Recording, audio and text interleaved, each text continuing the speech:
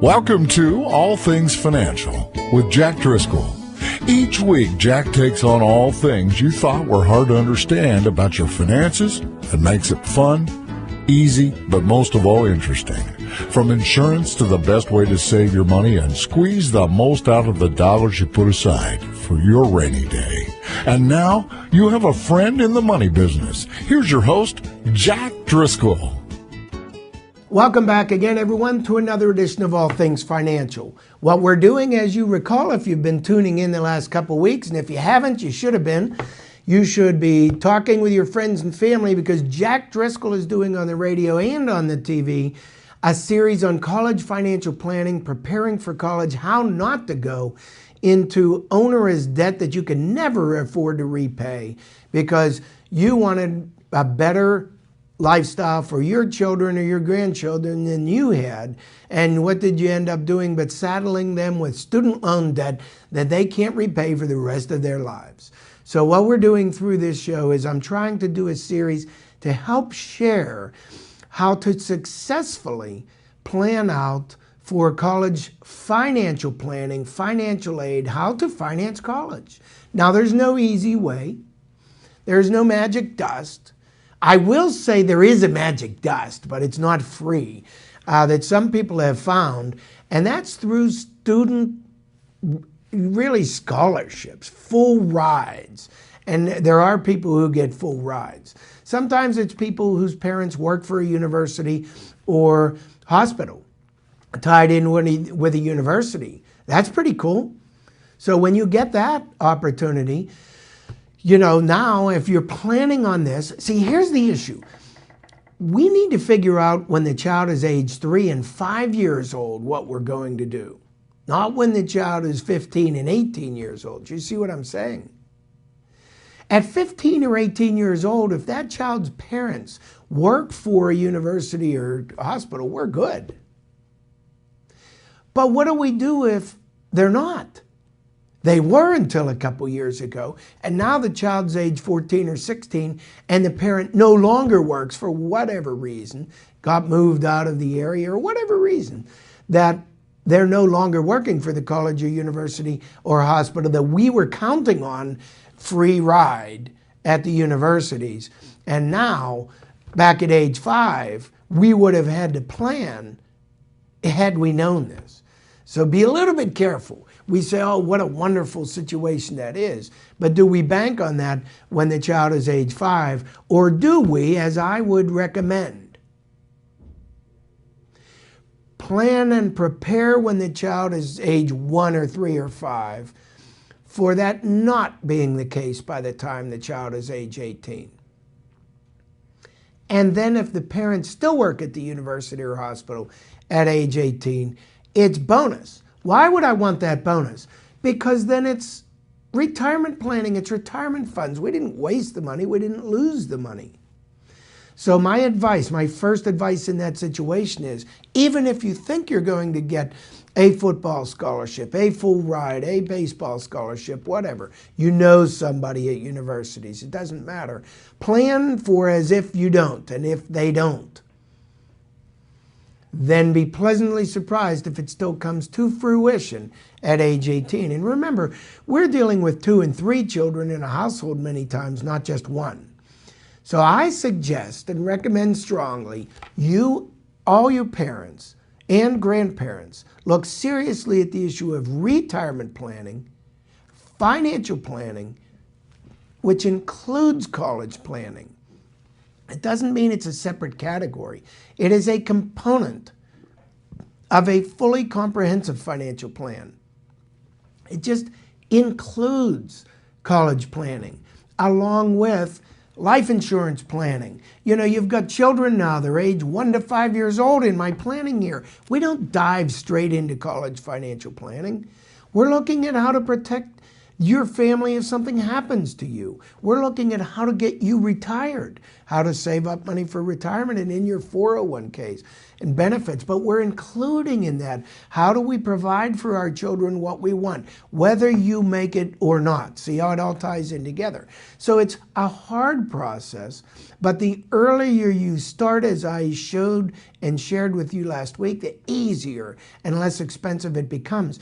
And with the example that I shared with you last week, saving and starting early toward a future expense might cut that cost in half. And if it does, doesn't that in essence mean you might actually be able to solve 2 children's college expenses or 2 needs, maybe retirement and college, for the cost of only 1, because you're preparing far enough in advance, letting interest do the work for you and grow the rest of the money for you, where you don't have to fund the whole expense.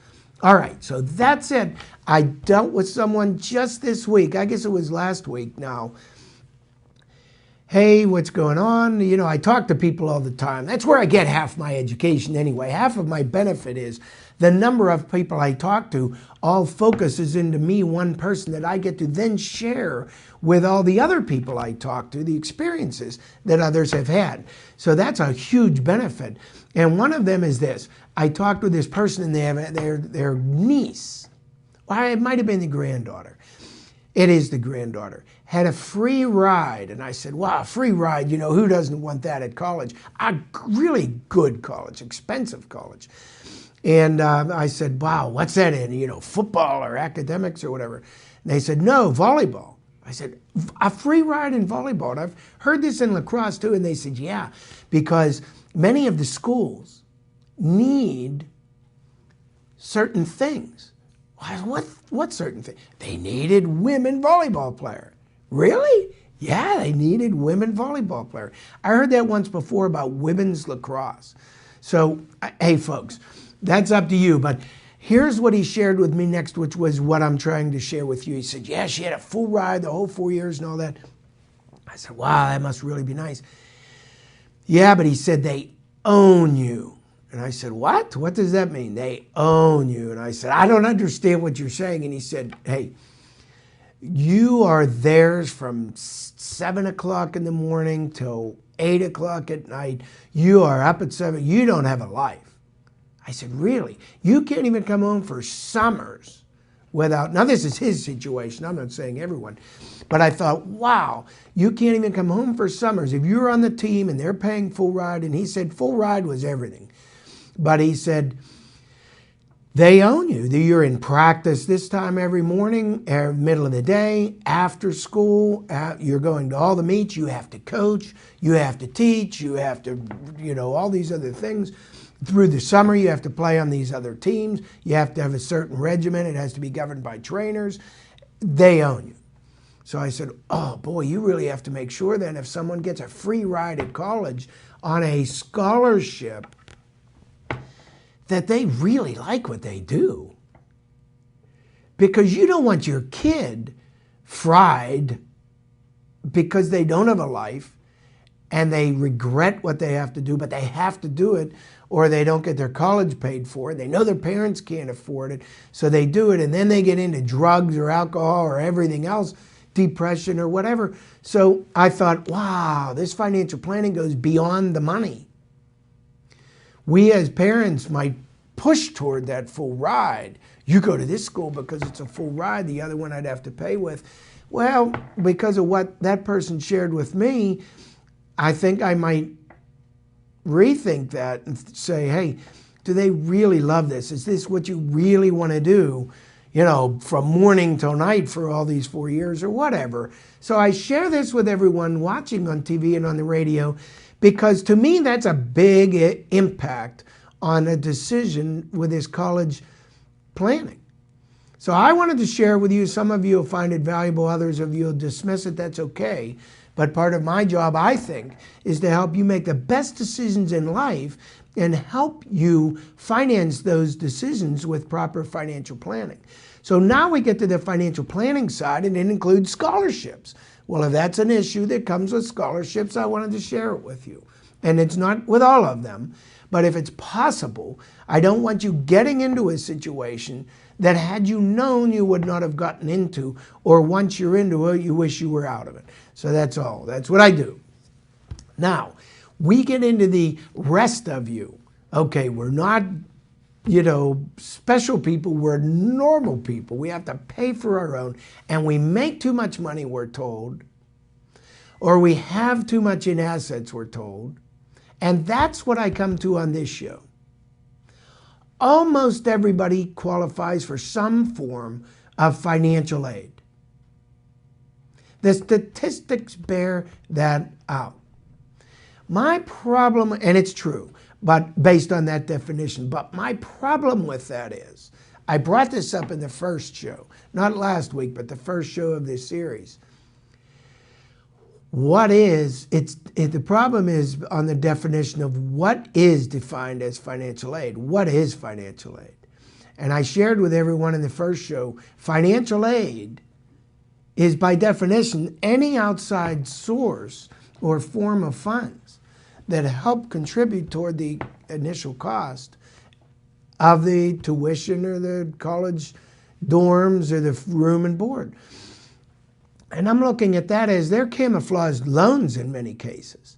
So when you sit there and say, I make too much money, or we won't qualify for financial aid, in your mind, you're thinking you make too much money, you won't qualify for financial grants and scholarships. You're right.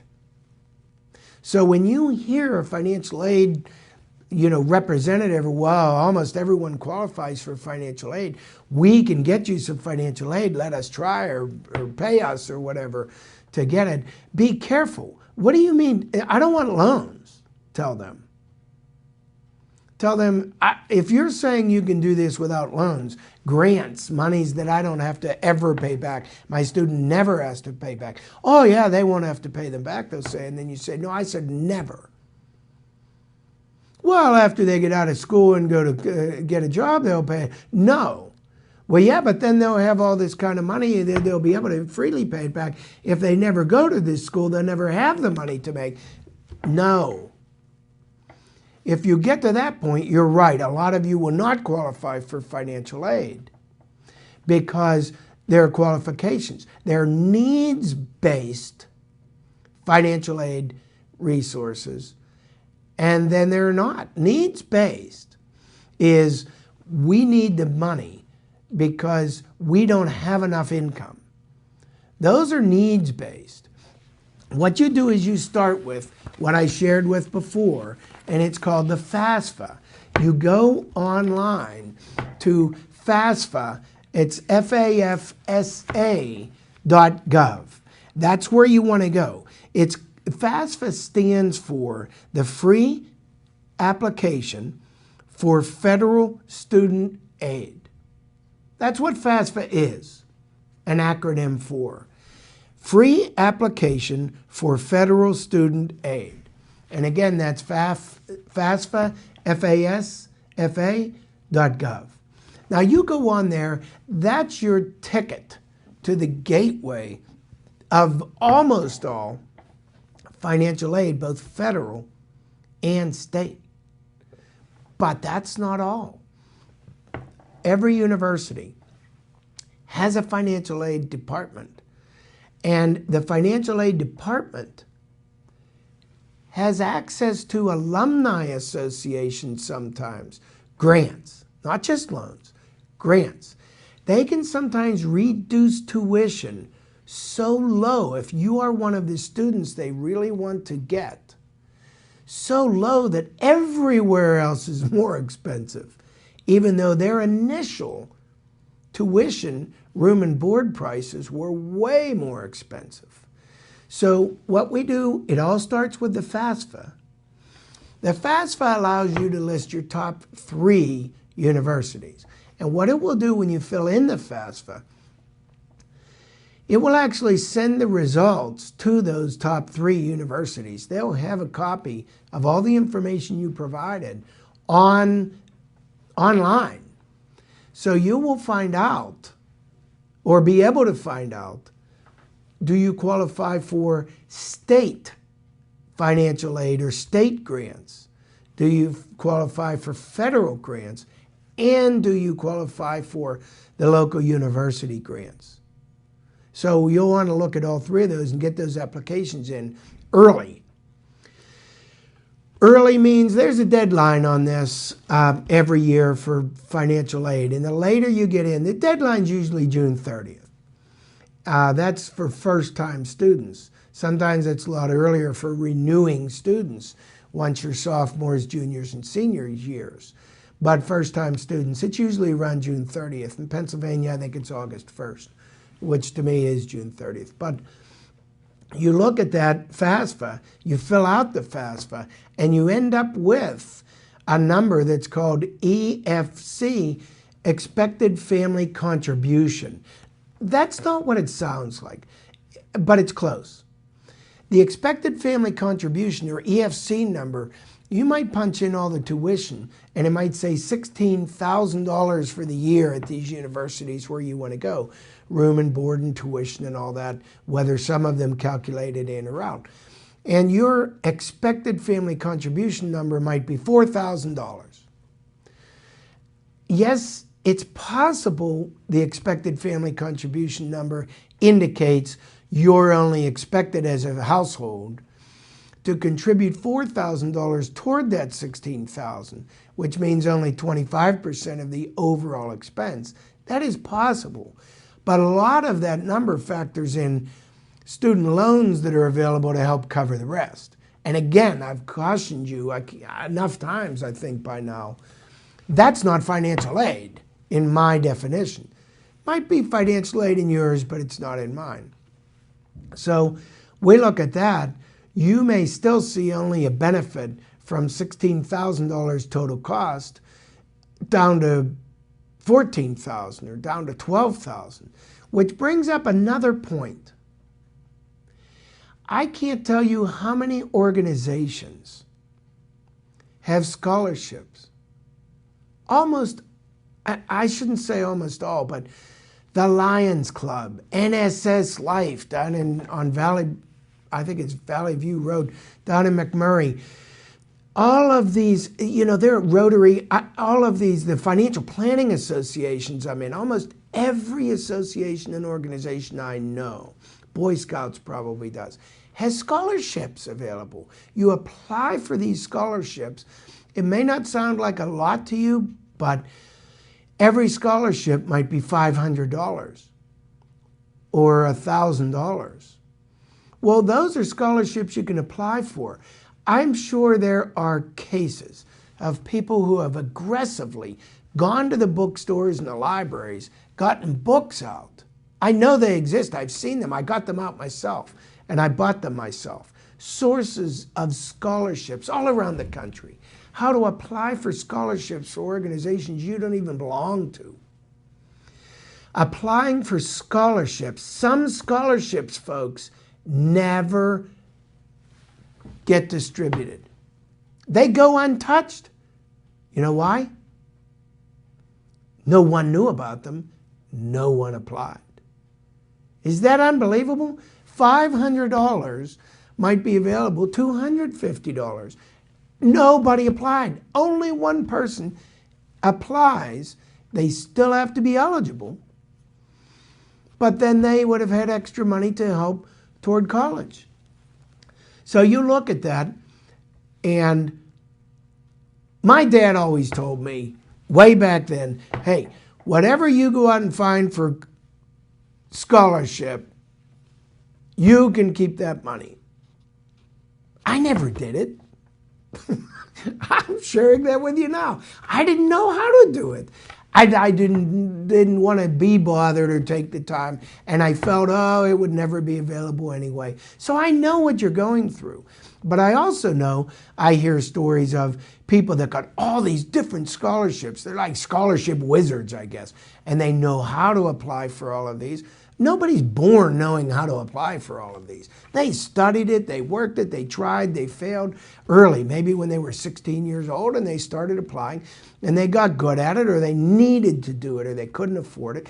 They applied for these scholarships. So when I say $16,000 a year, and you go out for this FAFSA, and the expected family contribution's $4,000, and a lot of it might be the difference on loans. But even if you get the $16,000 down to 14 or down to 13 with the scholarships based on the FAFSA, don't stop there. Go seek out all these organizations. You might be able to drop the $14,000 cost down to $10,000. Hey, maybe you can make a deal with your parents. Everything I do to go out on scholarships, can I get half and half goes toward the schooling?